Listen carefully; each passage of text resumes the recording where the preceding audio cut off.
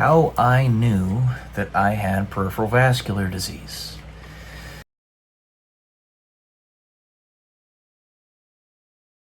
YouTube does not push my videos, or pretty much anybody's, even if you're subscribed and hit the bell notification. You actually have to go to my channel manually yourself to find the videos and watch them. So if you like what you're seeing here, the information that I provide, the philosophical essays, the cerebral content, the book reviews, etc., you're going to have to manually go to my YouTube channel and find the videos. I post new videos every day, 11 a.m. Pacific Standard Time for the video essays in particular. Welcome to day something or other until I'm a YouTube millionaire. You'll see the day when I post this video. The short answer to that is, I didn't know. I didn't. Let me show you this right here. This is a piece of paper that's many years old.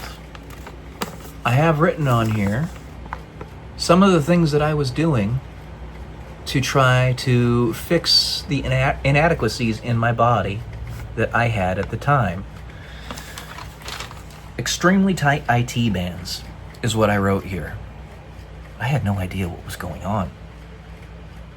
I remember I was sitting in a master's class. It was electromagnetics at Air Force Institute of Technology in Dayton, Ohio. And suddenly I got very, very tired. Way more than usual. It wasn't from the food that I had eaten. And actually it happened before this. I was already changing my diet and everything to try to figure out what was going on with my body. But this is where it really hit. And I was totally dumbfounded. I couldn't understand. There was no reason for me to be tired. I just was. It wasn't until after the fact and my body started to get more and more painful, and it was more and more difficult for me to do the things that I loved, running and playing basketball, that I started to realize that something happened at that point. I think what happened, and I've said this a few times, is that I was bombarded with certain frequencies at that exact point, which caused my arteries in my lower legs and distal arms to dissolve. I remember that weekend, I was playing that evening, I had a tremendous pain in my right foot, and took a shower that night. There was a big old purple mark that was across my foot, the top of my foot. I didn't realize it at the time, though it was kind of percolating in the back of my mind. That artery, that was an artery that had broken. It had severed from the rest of my vascular system in my leg. It was one of many that had done that. But I saw it right there. And over the course, I remember that weekend, I went to play basketball with my church friends. We loved playing basketball. And I was pretty good, I'm not to toot my own horn, but I was. And I was having a lot of difficulty running around. Not cardiovascularly, that was never the issue. But my legs were in a lot of pain. It's called intermittent claudication. Basically, it's the kind of burning that you get when you do a really repetitious, heavy exercise. You've had it before. You probably just don't know that's what it's actually scientifically, medically called. It's called intermittent claudication. And that's really when it started to snowball. That summer, 2019, I did the Air Force Marathon. Probably shouldn't have. But it was September, I'm pretty sure. That's when the Air Force Marathon happens. And I was suffocating while I was running. I still actually managed to get a decent time, even with all the stuff that was going on with me. This was before the broken up arteries ended up fully dissolving. It's similar to, if you've ever read the book Slow Death, 86 Days of Radiation Sickness, or something to that effect. I read it a while back. It was featured on Wendigoon's channel. Wendigoon is a very big YouTuber. You can find him pretty easily. I read it, and what happens is you will look and appear totally fine if you've been bombarded with some type of radiation for an extended period. But the thing is, the DNA in your cells has been completely obliterated. So basically, you just have the scaffolding. You have a skeleton of your cells. And that, I think, is what happened with my arteries. I was bombarded with some type of radiation, some type of frequency. And,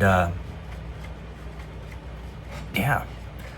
So it was taking a while for the arteries to fully dissolve, or to detach from all the other still surviving arteries and veins, which there weren't many of, but I had enough to where my legs didn't fall off. So I was in the midst of that 90-day or whatever cycle that it was going to be when I ran the Air Force Marathon, when I was suffocating while I was running. I ended up getting a 3:49, which is still a respectable time, but it was nothing compared to, one, what I was shooting for, and two, what I was capable of before. At that point, I had run a 2:51 marathon. I was very good, but something happened. I was attacked. And after that point, progressively, day by day, it did not get better. I had tremendous pains in my arms. I have no pulses in my wrists now, mind you, because of this, whatever it was. And it felt like I had a pinched nerve in my arms. It would go all the way to my mid upper back, and it would hurt tremendously in my elbows, and I was rubbing them like crazy.